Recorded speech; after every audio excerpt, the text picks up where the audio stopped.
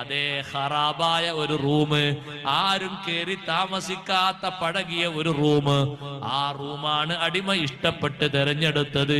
എനിക്കാ കാണുന്ന റൂം മതി, അവിടെ ഇതുവരെ ആരും താമസിച്ചിട്ടില്ല, ആരും താമസിക്കാത്ത റൂമാണ് എനിക്ക് വേണ്ടത്, താമസിക്കാൻ നല്ലത് അവിടെയാണ്. ആ റൂമിലേക്ക് അങ്ങ് കയറിയിട്ട് താമസം തുടങ്ങി.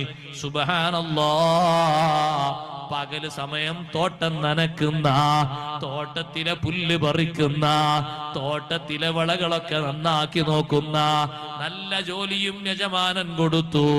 ബാങ്ക് വിളി കേട്ടാൽ പണി ഉടനെ തന്നെ നിർത്തിയിട്ട് നിസ്കരിക്കാൻ പോകുന്നു.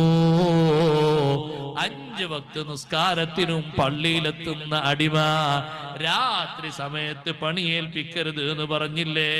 സുബ്ഹാനല്ലാഹ്, യജമാനൻ നല്ല സമ്പന്നനാണ്.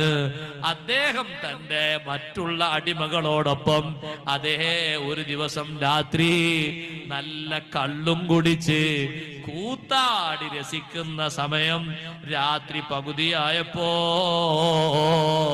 കൂടെ കളിക്കാനുണ്ടായിരുന്ന മറ്റു ആളുകളൊക്കെ പോയപ്പോ യജമാനൻ ഒറ്റക്കൊന്ന് വീട്ടിലൂടെ എങ്ങനെ നടന്നു പോകുമ്പോ അതാ പെട്ടെന്ന് തന്റെ ഈ അടിമ താമസിക്കുന്ന റൂമില്ലേ, കളിയിലൊന്നും ഏർപ്പെടാതെ രാത്രി എനിക്ക് ജോലി തരരുത് എന്ന് പറഞ്ഞ അടിമയില്ലേ, ആ അടിമ താമസിക്കുന്ന മുറിയിൽ നിന്ന് വല്ലാത്തൊരു പ്രകാശം, ഒരു വിളക്കിങ്ങനെ ആകാശ ലോകത്തേക്ക് നീണ്ടു കിടക്കുന്നത് കണ്ടുപോയി.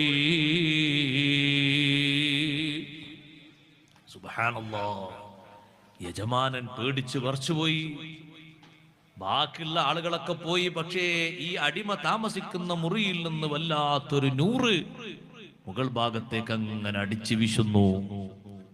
പതുക്കെ പോയി മുറിയിലേക്ക് എത്തി നോക്കുമ്പോ ആ അടിമ സുജൂദിലാണ്. സുജൂദിൽ അടിമ പറയുന്നത് എന്താണെന്നറിയുമോ? റബ്ബേ, പകല് സമയം എന്റെ യജമാനന് ഞാൻ തൊഴിലെടുക്കേണ്ടി വന്നത് കൊണ്ട് ഇതുപോലെ പകലിൽ നിന്നിലേക്ക് സുജൂദ് ചെയ്യാനും നെറ്റി വെച്ചുകൊണ്ട് എന്റെ ആവലാദികൾ നിന്നോട് പറയാനും നിനക്ക് ശുക്ർ ചെയ്യാനും എനിക്ക് പൂർണ്ണ നേരം കിട്ടാറില്ല.